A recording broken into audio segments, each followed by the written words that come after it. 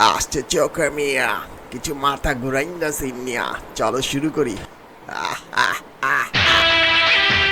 এই মির্জা, হিরো ভাইয়ের কনফিডেন্স দেখা আমার ওয়াইফাই পালাই গেছে।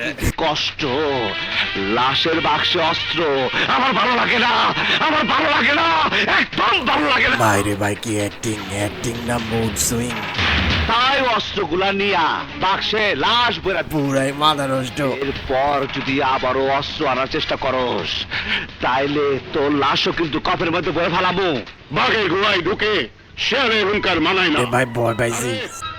আমার লোকদের লাশ তো কফিনে রেখেছিস, কিন্তু তোর লাশ রাখার জন্য কফিনও পাবি না। ছাড়ছে আমায় তো ক্যাপসে দেখা যায়। আস্তে আস্তে আস্তে বাঘ মামাই আইছে, আস্তে। বাঘের ছাল পড়লে বাঘ হয় না মির্জা। কিন্তু বাঘ কুত্তার চাল পড়লে কুত্তা হইয়া যায়। তোরে দেখাইছি, দেখ দেখ দেখ দেখ। এটা কি মরিচ পটকা নাকি? Suicide suicide. আমি মরার লগে লগে এই বোমার আঘাতে তুই আর তোর কুত্তারা সবাই ছিন্ন ভিন্ন হয়ে যাইবি। বাঘের চাল পরা কুত্তা না কুত্তার চাল পরা বাঘ, এ তো চিন্তার কথা।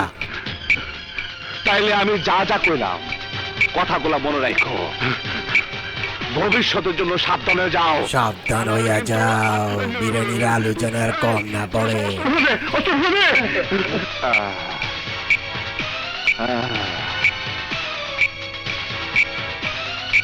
কিছু মনে করো না, ভালো আসি। থাকো চাল পরা বাঘেরা, টুকু বাঘের চাল পরা কুত্তারা।